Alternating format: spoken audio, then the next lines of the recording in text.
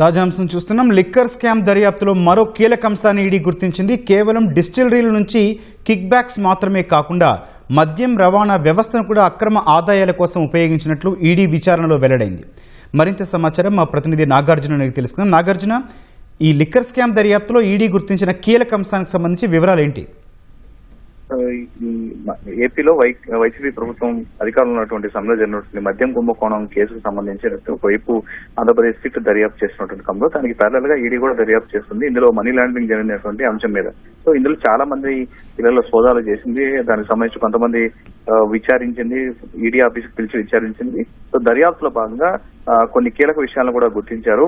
కేవలం డిస్టిలరీస్ నుంచి వీటి ద్వారా జరిగిన కిక్ బ్యాక్స్ వాళ్ళకి ఆర్డర్లు ఇవ్వడం వల్ల దాని ద్వారా లబ్ధి పొందడమే కాకుండా దీని మద్యాన్ని ట్రాన్స్పోర్ట్ చేసిన దానిలో కూడా కొన్ని కోట్ల రూపాయల నష్టం అంటే ఆర్జించినట్టుగా గుర్తించింది.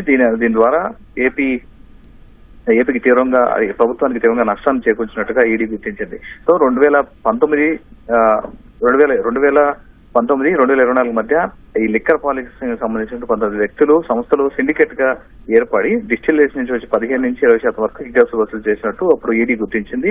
ఇప్పటి వరకు సుమారు 1048 కోట్ల ట్రైన్లు గుర్తించింది. తాజాగా ఈ రవాణా కాంట్రాక్టులకు సంబంధించిన సిండికేట్లు నియంత్రణలో ఉన్నాయని, ట్రాన్స్పోర్ట్ వ్యవస్థ కూడా అక్రమాలు ఆర్జించినట్లు ఆ దర్యాప్తులో బయటపడింది. లాజిస్టిక్స్ ట్రాన్స్పోర్ట్ కంపెనీలు అధిక బిల్లుల్ని చెల్లించడం, షెల్ కంపెనీల ద్వారా నిధులు మళ్లించడం వంటి అంశాలను కూడా అధికారులు ఇందులో పరిశీలిస్తున్నారు. అక్రమంగా సంబంధించినటువంటి ఈ డబ్బును రియల్ ఎస్టేట్, బంగారం, షెల్ కంపెనీలు కొన్ని ఎంటిటీల్లో వీటిని పెట్టినట్టుగా ఈడీ ప్రధానంగా గుర్తించింది. సో ఈ కేసులో ఇంకా దర్యాప్తు కొనసాగుతుంది. మరికొంతమందిని కూడా ఇందులో విచారించాలని ఈడీ భావిస్తుంది. ఇప్పటి వరకు ఈ కేసులో వాసుదేవ్ రెడ్డిని విచారించింది. దాంతో పాటుగా చెవిరెడ్డి భాస్కర్ రెడ్డి, అతని కుటుంబ సభ్యులను కూడా విచారించింది. మరికొంతమంది కూడా విచారించింది. ఇందులో ఆల్రెడీ కొన్ని డీటెయిల్స్ సేకరించి కొంతమంది త్వరలో అరెస్ట్ చేయనున్నట్లు మనకి సమాచారం.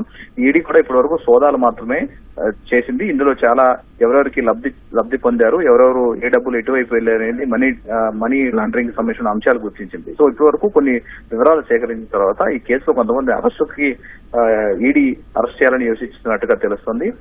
ముఖ్యంగా ఈ గతంలో ఈ ట్రాన్స్పోర్ట్ టెండర్ ను Signa supply chain solutions private limited సంస్థకు అప్పగించారు. దాన్ని వేరే